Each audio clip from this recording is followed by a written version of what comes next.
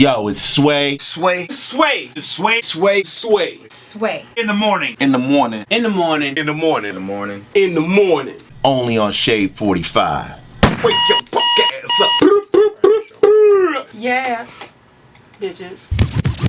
Let me ask you this, man. I remember at the height of the Bad Boy experience is when, you know, the general himself, Notorious B.I.G., that was the time of his untimely demise. Yeah. And we kind of touched on this before. The last day of his life, you had a chance to talk with him, right? Mm-hmm. What did y'all say to each other?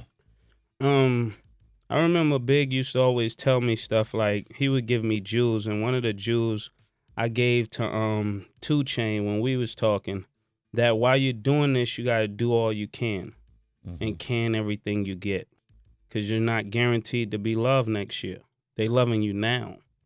And when I understood that, that's what made me take advantage of being able to do something else. Like I knew I could do more than music. I just didn't have the courage to really step out and do it. So I knew my whole life I was going to do something other than just music, and music was just the direction people just kept pushing me in. But one day I just figured out, I said, you know what, it's something more to me than just music. And then today, you know, I would say Biggie encouraged that. Seeing him and Tupac die, I believe I'm doing right now what Tupac envisioned to do, but he never got around to doing because he wasn't able to make that decision. Wow, man. And people think, you know, a lot of, I remember when that whole, I felt like media portrayal of this West Coast, East Coast division was going on. People would assume that if you were with Team Bad Boy, so to speak, that you didn't know or you didn't relate to Tupac or Team Death Row, but that's not the truth. And you know, that's not the truth. So I grew up listening to Snoop. To this day, you know, I still love Snoop. You know, it's just sometimes decisions put you on different roads. You know, like I grew up with people that their decisions and my decisions put us on different roads.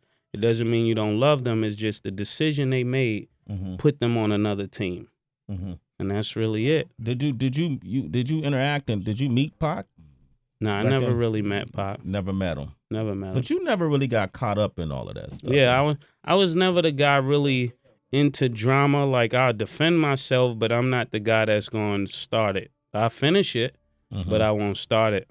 When Pac passed away, how did you feel when you heard about that? And Big, for that matter. I mean, when Pac passed, I knew it was going to get serious. Yeah. Like everything was just bars, but when somebody gets shot, it changes everything. Like that's why today when I be hearing people talk, I take it differently. Like when I get off the plane in LA, it's different for me than other people. Like I get in LA and be walking down Sunset and I think different because of my experiences there. Yeah. You know, I would say it wasn't until last week that I really got my mind over what happened in LA. Yeah. You know what I'm saying? So every time I would go there, it would be different for me. Yeah. When Pac died, it just said it got serious. Yeah. You know how Kevin Hart said it just got serious? Yeah. It just got serious right there. And once that happened, we already knew, you know, when you're dealing with street dudes, it ain't going to happen like that. Yeah. Yeah. And then go one way, gotta come another way. And then Big passed. And then Big passed, it was just like, when Biggie passed, it changed my whole perspective for many reasons, because it was the first time I saw, man, I'm on a truth campaign. Yeah. It was the first time I saw people that's supposed to be who they are not act like who they are. That's the best way I could say it. Somebody that important, something happened to, and nobody respond, then everybody need to come to church.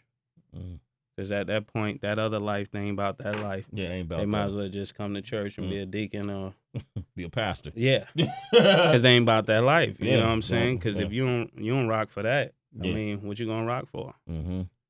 Especially if that's what you've been talking for so long.